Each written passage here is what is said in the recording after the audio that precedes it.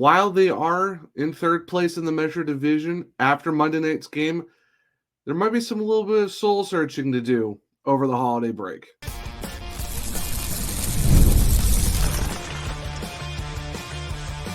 Your Locked On Hurricanes, your daily podcast on the Carolina Hurricanes. Part of the Locked On Podcast Network, your team every day. Welcome to a Tuesday edition of Locked On Hurricanes, your team every day, part of the Locked On Podcast Network. Thank you to the Everydayer for making this your first listen of the day. 5 days a week, Monday through Friday, talking everything about your Carolina Hurricanes. I'm your host, Zach Martin. I'm the credentialed Carolina Hurricanes beat writer over at the Hawkeyes. I'm also co-host of the Surgecast, which is a weekly Carolina Hurricanes podcast, along with all my duties here at Locked On Hurricanes. On Tuesday's episode, we get to recap the Kings' 5-2 loss to the Nashville Predators. On Monday night, going into the holiday break, what necessarily went wrong and what stood out in that game. And we get to listen to Rod Brind'Amour's post-game press conference later on the show. But before we jump into all of that, you can start the season with a big return on FanDuel. New customers can place a $5 bet. You'll get started with $250 in bonus bets if you win your first $5 bet. Visit FanDuel.com to get started. And what else is there really to say for the game that was the Carolina Hurricanes? Unfortunately, they only had one power play opportunity, didn't score on it, and they went 50% on the penalty kill, giving up one power play goal to the Predators. For the first game in a while, the Hurricanes did out-hit the team, out their opponents 29-25, had 10 block shots compared to their 15. Other than that, I mean, they outshot the Predators 27-25, but of course they had 13 shots in the third period. Now, when you look at that, they had almost half of their entire games total in the third period. They finished with 27. They had 8 in the first and 6 in the second. For me, I don't know what's worse, the Kraken game or this one. And you come into Nashville, they're the worst team in the league. They're 10-17-7. You know, not that like I said, worst record. You kind of figure, okay, this is a game you want to take care of. You want to get the points, especially after you just beat the Rangers the day before 3-1. Yes, I know you played the night before. You had a travel right after the game. It's the second half of a back-to-back. It's 3 games in 4 days, but the thing is, though, from where you're at in the division, yes, you're still third, but this is a game that you should have won, and I say it almost every preview. Anyone could beat anyone. The NHL has talent on all their rosters. You look at the Predators. Yes, they are way below what people thought they were going to be. Almost a lot of these guys are struggling, but they still got Philip Forsberg, Ryan O'Reilly, Jonathan Marchessault, Steven Stamkos, Juuse Saros, stuff like that. And for the most part, a lot of the big guys for the Predators took care of business. I mean, you go to a game where known Hurricanes killer Steven Stamkos gets his 10th of the season in the first period. Nothing Dustin Tokarski can do there. He's trying to find the puck, loses his glove in the process, and unfortunately, his leg took the puck in the net. You know, okay, it's 1-0 after 1. Yeah, you got shut 11-8, but you're still within the game. Second period, Jonathan Marchessault was on the back door from a Tommy Novak pass. Makes it 2-0 for his 11th of the season. Of course, that's his first of 2 goals on the night. Okay, after 2 periods, you know, you're getting outshot 20-14. It's not the greatest, but it's still 2-0. You're still within striking distance of getting back into the game. Taking an early penalty in the third period. Then, unfortunately, Ryan O'Reilly with a power play goal, not even like 20 seconds into it. Maybe a lot less because that goal was 30 seconds into the third period. You're down 3-0. Mark Jankowski makes it 4-0 almost 3 minutes later. And then, you know, the Hurricanes do makes somewhat-ish of a comeback. Great pass by Jordan Martin to fucking Jordan Stahl, at 4:37 into the period. And then 40 seconds later, Sebastian Aho, after getting the pass from Seth Jarvis, off his skate to his stick blade, puts it in past UC Saros, makes it 4-2 within 40 seconds. And then unfortunately, Jonathan Marchessault, with over 3 minutes left in the game, gets the opening hitter, second in the game, 12th on the season, and it's 5-2. And this is a game you can't put on Dustin Tokarski, because he basically kept the Hurricanes in that game, especially through the first 40 minutes, where it's 2-0. You still have a chance to come back. It's not as bad. Unfortunately, the penalty kill kind of leaves him out to dry, makes it 3-0, and then it's 4-0 after the Jankowski goal. And you really can't put any of these goals on Tokarski.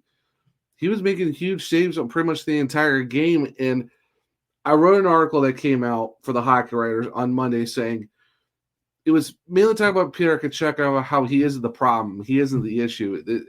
In this game solidifies the fact that the Hurricanes aren't really necessarily having a goaltending problem. Yeah, you're down to Dustin Tokarski, who you signed in November. He's come in now to replace Spencer Martin, who's a Chicago Hoosier. Still waiting for Frederick Anderson to come back, which is still late February, early March. But for the most part, Tokarski was playing really good hockey. Yeah, he gave up 4 goals, but let's be honest, not almost all. I think if you want to give one, maybe I would say none were on him. Just defensive breakdowns, a lot of bad turnovers. It goes to show that goaltending isn't really an issue for the Hurricanes. It's for the fact that yes, I know it's the second half of a back-to-back. Yes, it's your third game in 4 days, but it's to the worst team in the NHL. Yes, you're not as bad as the New York Rangers, where you get shut out 2-0, or you lose to the Predators twice in the span of 10 days. But this is a game the Hurricanes, I'm not saying it should have been a slam dunk dominated winning, but they should have played a lot better than what you saw for the most part. They start great in the first period. Looks like they kind of take it off at the back half of the period. Nashville puts them on their back foot. It's 1-0. Then in the second, it was just more of Nashville taking care of business, and that's why they were up 2-0. And there was a point where the Hurricanes had 4 shots in a span of 17 minutes. Like, this isn't the first time that we've seen them go through long stretches with either putting up 4 or fewer shots, and you just can't do that, especially to a team where you should have honestly taken care of business, and you should have your goalie having almost do everything for you. I mean, Pierre Kachekov against the Rangers on Monday had to get 2 assists in the game, and basically had to shut down the Rangers after they scored 17 seconds into the first period. Yes, you finally got that late push in the third, but at the same time, it's just you can't just, I wouldn't say coast or Rod Brind'Amour said that it wasn't their lack of effort. It's just, for me, I don't know how you can say it's not lack of effort when you had a couple posts in the third period. Yes, you got back within 2, but you should never been in the position where you're down 4-0 to the points-wise worst team in the league. I'm sorry. The Kraken game was bad enough as it was. I almost want to say, yeah, you only lost 5-2. You made it a 4-2 game, but you should never have gotten there. I feel like this game was even worse. And I know these guys are human. It's tough to play that many games in a certain number of days, but you know what you were going in for. And it sinks when you go on this 3-game road trip. You lose to the Capitals. You had to come back against the Rangers. And then you lose to the Predators going into the holiday break. It's like you can't expect your goalies to bail you out and keep you in games every single time. And then it's like the offense, and the guys in front of you. Yes, there's some guys that make good defensive plays, but the offense can't be stagnant for certain periods of time, and that just doesn't help. And for me, that is just one of the problems that's going on with the Carolina Hurricanes right now. And honestly, there's a lot more to talk about. So stick around as we'll go over What more just went wrong in this game? What I think has been an issue since the Utah game back in November. So stick around as we'll jump into that here in a second on a Tuesday edition of Locked On Hurricanes. If you love sports, you're going to love PrizePicks, the best place to turn your sports knowledge into real money. Whether it's hockey, football, or any of your favorite sports, PrizePicks makes it easy to get in on the action. You can now win up to 1,000 times your money on PrizePicks. Plus, this holiday season, they're giving away $30+ million in rewards during Picksmas and offering 2 free picks in December. When your picks hit, PrizePicks makes it easy to cash out. You can get your money as fast as 15 minutes. Now, for me this week, looking at the hockey board, I'm thinking maybe Jack Hughes might have more than 3 shots in a game, or maybe Seth Jarvis might get more than 1 assist. It's so simple to make my picks and have fun with friends while potentially cashing out fast. So download the app today and use code LOCKEDONNHL to get $50 instantly after you play your first $5 lineup. That's right, $50 instantly. Where you can do that? PrizePicks, where you can run your game. Welcome back to segment 2 of Locked On Hurricanes, your team every day. Like I said at the end of segment 1, it just feels like when it comes to the issues for the Hurricanes, there's a lot more to it. And I think it's just the fact you look at ever since the Utah game, and you guys have been hearing me say this for how many episodes since then? It's either slow starts, they finally pick up later on, or they start fast, then tail off, go through a long stretch of doing very minimal shots, not really challenging the goalie, then they kind of turn it on late, or it's just you don't get anything. And this is the game where it's like they start hot, go through a long stretch of almost nothing, and then pick it up really late in the game. And the thing is, you outshot Nashville, but you shouldn't have 13 of your 27 in the last period when you're down by 4 goals. Now, yes, credit to Nashville. They weren't really the most physical team, but they're doing a lot of dump and chase, forechecking like crazy. I mean, yes, they got UC Saros in that. That's why they gave him that extension. So you got to give credit to where credit's due for at least Saros for doing his job. And Nashville doing the dump and chase and forechecking, something that the Hurricanes are known to do. But it's like, still though, the Hurricanes should have done a lot more, in my opinion, in this game. And like I said, going back to my Pierre Kochetkov article, where if the Hurricanes have problems, goaltending right now is not one of them. And I know people want to go and, go get a number 1 goalie from this team, or, get some help. Yeah, well, I do think help might need to be available. It's tough to go get a number 1 goalie from another team, from a contender. And if you try to go get someone like a John Gibson or a Vizmelka, what does that team want? Can you take on that contract? And also, too, Frederik Andersen's back this season. So what do you do with his with his deal that comes back onto the books and stuff like that? And that's just the hard part, where it's, how are you going to fit in another goalie with a big contract, more than what the Hurricanes have at $1.57 million? What goalie are you going to get that's going to be worth doing? And then what happens when you give Andersen back? You're going to run 3 goalies? I don't really see that happening. If there are moves to be made, it has to be to the forward core.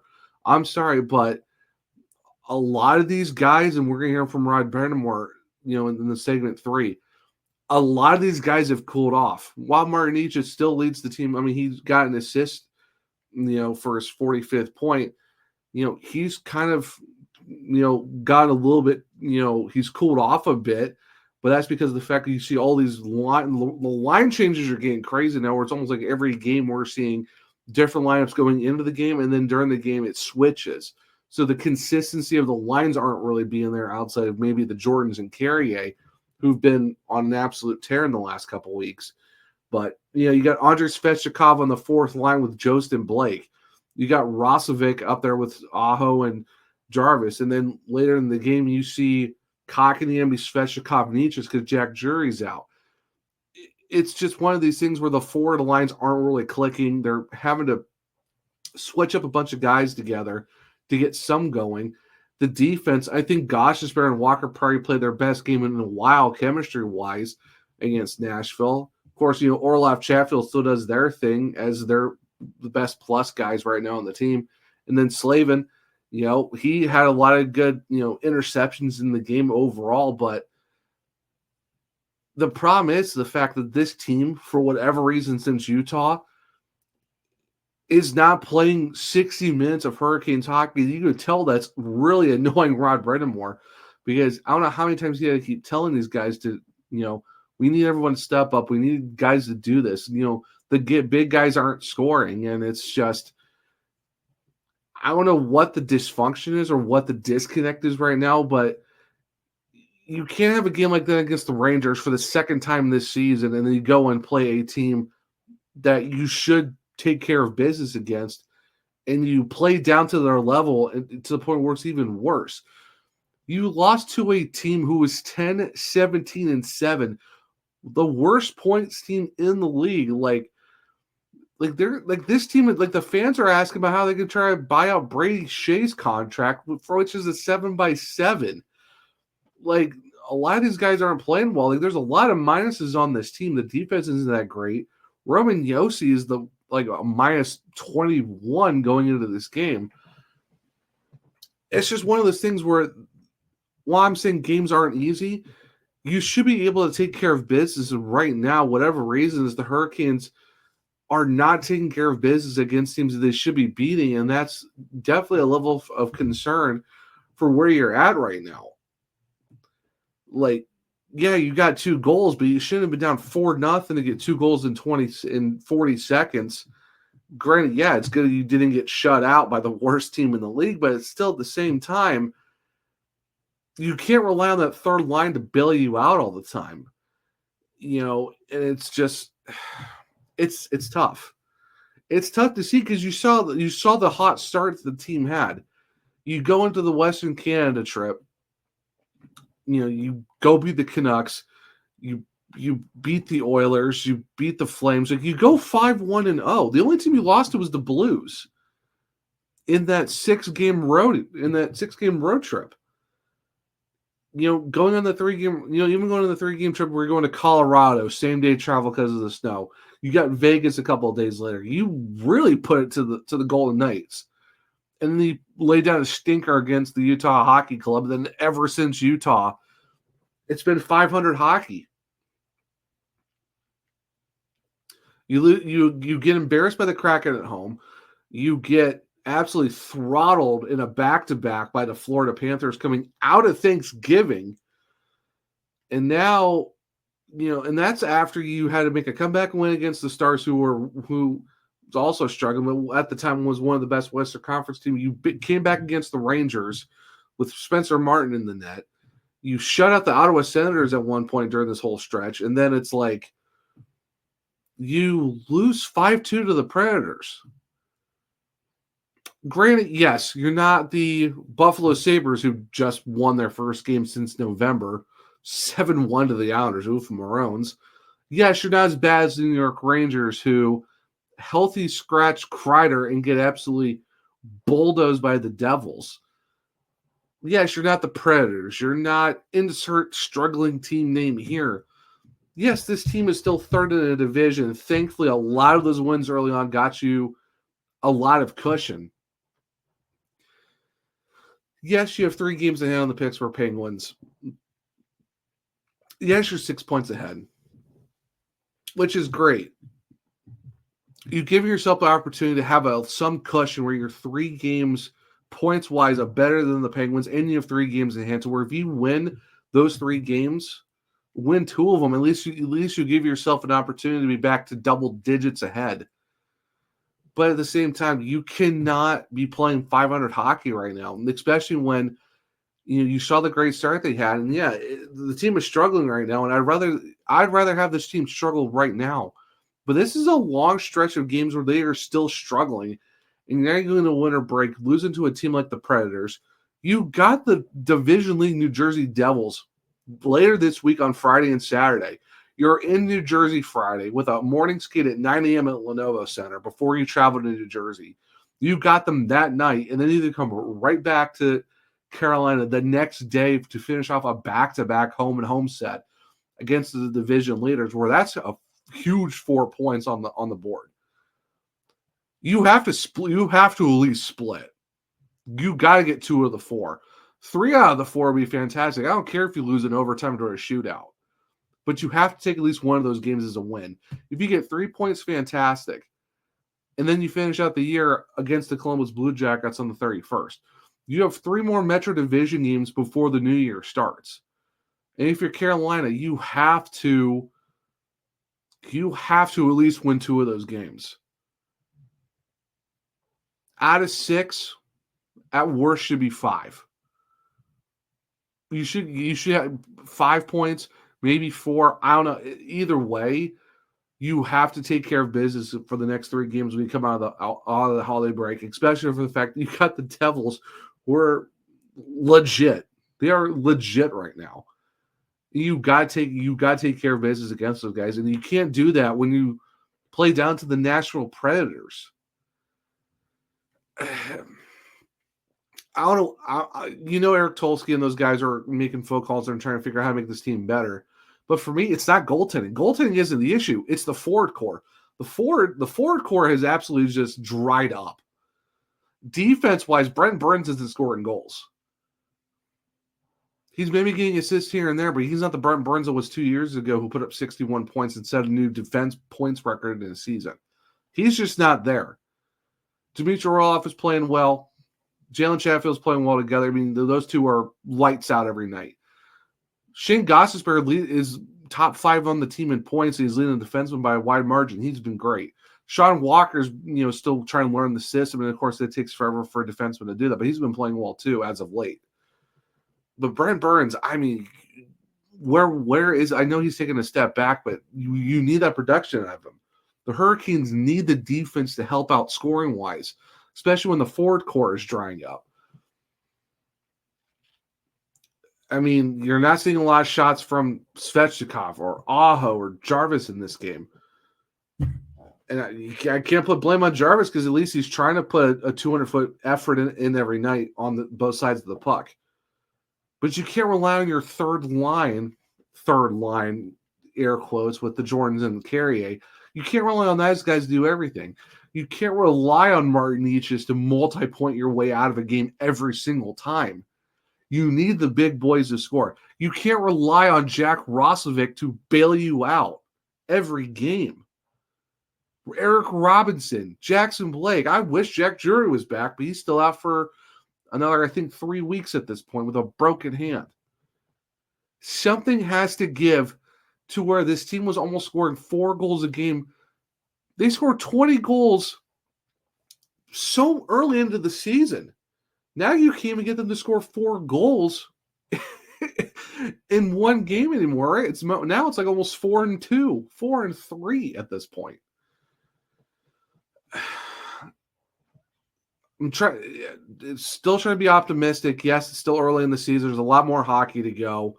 Yes, you're 21-12-1. You're securing the 3rd spot in division. That's great. You cannot take that away from them. They played great hockey to start the season, but as of late, they are struggling, and they got to figure something out because you cannot be losing to bad teams like this. Something has to give. Something has to get figured out. Like I said, I'm still optimistic this team is going to make the playoffs. Even if the division's bad and they're just taking advantage of it, they are still a playoff team. Beyond that, I'm not really sure right now. But something with the scoring has got to get figured out, and they got to get consistent because they cannot be leaving the goalies out to dry. And especially that's the defense, too, because we're seeing a lot of defensive breakdowns. And like I said, that article I put out earlier on Monday, the problem isn't Pyotr Kochetkov. People can say, oh, he's not been consistent. Hey, man, all goalies give up softies. All goalies have tough games. It happens. Scoring's up around the league right now. Justin Tokarski played out of his mind. Yeah, he gave up 4 goals, but he gave up 2 in the first 2 periods, and then the wheels fell off because the defense fell apart in front of him. This game against Nashville showed that goaltending isn't the issue. It's the inconsistency of this team waking up to start the game and keeping the foot on the gas for 60 minutes. Yes, I know it's tough to do that game in and game out for professional hockey players. But at the same time, you know what you expect from Rod Brind'Amour. You've been there and done that, especially with a lot of this roster is still the same. Like, where is the disconnect from that team that played so well until mid-November to where now it's like it's stagnant? I don't know. Like I said, I'm still very optimistic on this team. I still think they're going to make the playoffs, but they got to figure out how to get back to consistent Hurricanes hockey game in and game out and stop leaving their goalies out to dry because they can't do everything. You can't rely on the same 5 guys to lead you every single game.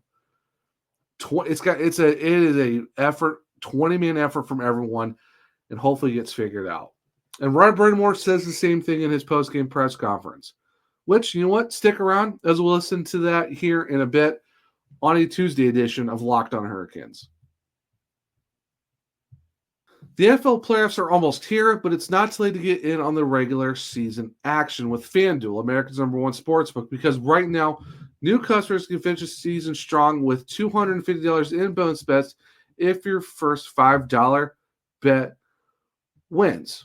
Just visit FanDuel.com to join today. That's FanDuel.com for your chance at $250 in bonus bets. Make every moment more with FanDuel, an official sportsbook partner of the NFL.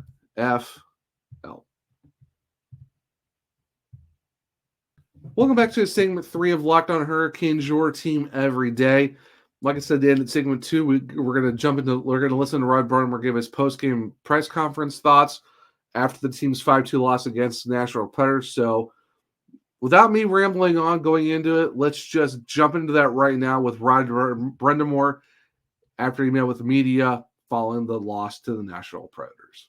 I'm sure it was nice to see back-to-back goals in the third period by your group, but what about the first 40 just made it too tough to come back from? Yeah, I mean, they're up. They get up by 4. I don't know. We played hard after that, but that was too late. I mean, it was 2-0. We didn't do anything for 2 periods. So I was lucky to be 2. And then terrible call, like gives him a goal. And, we didn't kill it right, but why is that a penalty? It makes no sense. And then, then we make a little comeback, but the game's over at that point. So, we got to be better early. I mean, it was tough. I get it, 3 and 4 with back-to-back and stuff.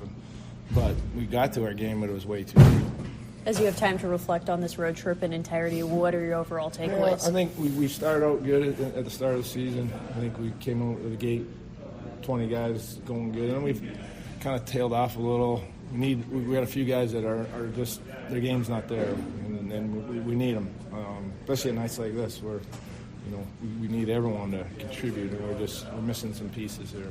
That's kind of been the conversation for a little stretch now, as you hinted at. What are the components to get those players going? Well, we keep trying. I mean, listen, it's not a lack of effort. It's just we got to, keep working it, trying to find the right combinations to, spice things up. I think we got we know a couple of things that we know work, and then it's just finding the rest to go. But tonight we just, as a group, weren't hard enough to play against for the majority of the game, and we got what we deserved. Thank you to Rod Brind'Amour and the Carolina Hurricanes for that. And yeah, you heard it from them. They did nothing for 40 minutes. Yes, they started out hot at the beginning of the season, 20 guys pulling their weight. As of late, they've been struggling, and he says it's not for the lack of effort. I'll try to give him some credit. Yes, it's tough for you're playing 3 games in 4 days. You know that some guys are giving their 100% effort, but it's not from everyone. It's not all the guys aren't doing it right now. It's a collect few. They're getting it done. And yeah, Rod said it. They deserved the night they had because it's a night where, as a group, they weren't doing anything.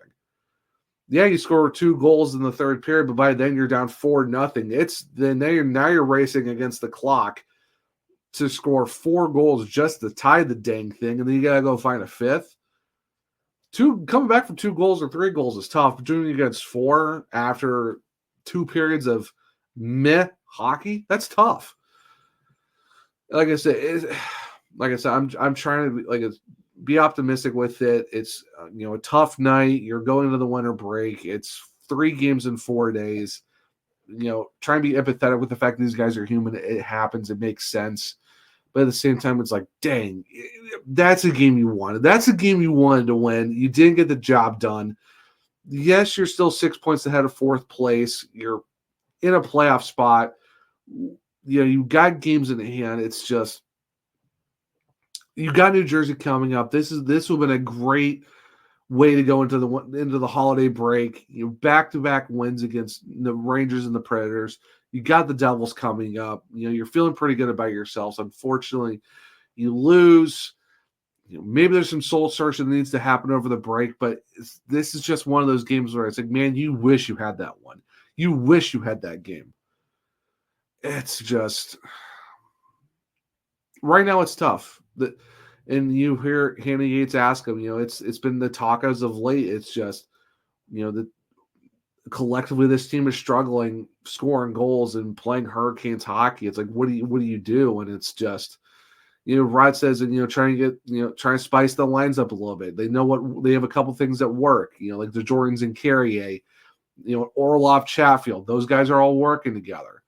You can kind of tell that Robinson and Nietzsche's is a thing, but overall, there's a lot of guys who need to step up. There's, you got to get full efforts every night, especially on a night like this where you needed everyone to do their jobs. And unfortunately didn't. And special teams, you went 0 for 1 on the power play, and then, you give an unnecessary power play goal to Ryan O'Reilly 30 seconds in, which is, yes, it was not the greatest call, but hey, man, you can't rely on the refs to be perfect and that be the thing. It's a tough game. It's tough going into the holiday break with a loss like that. But like I said, I'm still optimistic this team's going to make the playoffs. They're still within a good spot of third. Got games at hand. They're points up on Pittsburgh. It's just, you got New Jersey coming up, man. You got to get ready for those 2 games. You got to be ready for those back-to-back. And then you get a couple days off, and you got the Columbus Blue Jackets on New Year's Eve. Just got to get the job done. That's all you can really do. And hopefully they get it done. It's just, that's a tough way to lose, man. Sorry, it is. That's just a tough way to lose. And, hopefully it's turning around. I'm still feeling pretty good about this group. It's just, we can definitely tell that they're at least 1 to 2, maybe 3 pieces away from riding the ship and getting the job done and, playing that 60 minutes of Hurricanes hockey we know they can do. So it'll be interesting to see where they go from here. And, we are not that far off from the trade deadline, which is March 7th. So knowing Eric Tulsky in the front office, they're making phone calls and figuring out how to make this team better because, you just don't want to get into the playoffs and then hopefully get hot. You got to get the guys, now over the next few weeks and, get back into a kickstart and get rolling. So it'll be interesting to see how it works. But I don't know. Either way, still feeling pretty optimistic. Hope everyone, is feeling the same way. I know it's, frustrating, but hey, could be worse. But you'll take 21-12-1 going into the winter break and into the holiday season. But guys, that will wrap up a Tuesday edition of Locked On Hurricanes. Thank you for making this your first listen today.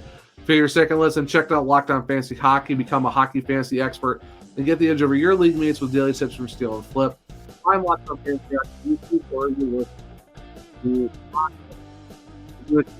I got going on. I'm at One True Zach on X. The podcast is @L_Hurricanes. On Blue Sky, I'm at the Zachary Martin. I do have link trees in both of my bios, where you can find my articles at the Hockey Writers, or just go to thehockeywriters.com. Search for my author page at Zach Martin. You'll find all my articles over there. If you want to check out my other show, just go to the Search Cast on all podcast platforms and on YouTube. For this show, Spotify, Google, Apple, Locked On Hurricanes. Subscribe, follow, leave a 5-star rating and review because I might just read it on the show. For YouTube, subscribe, hit the bell notification so we don't miss a show. Leave a thumbs up button. Let me know if you like the show as well. Share it with fellow Caniacs to become everydayers just like you. But I hope everyone hopefully enjoyed this Tuesday episode of Locked On Hurricanes. I hope everyone enjoys their Christmas Eve. Hope everyone has a great holiday season. Because we got a nice little 3-day break before we get Hurricanes hockey back on Friday. But I hope everyone enjoys it with their family, whether you celebrate Christmas or Hanukkah or whatever it is. I hope everyone has a great holiday season. Hope everyone gets really great gifts, enjoy some good food, and just have a great few days of just relaxing with family And just stay safe, everyone. And until next time, as always, let's go Canes. And happy holidays from me here at Locked On Hurricanes.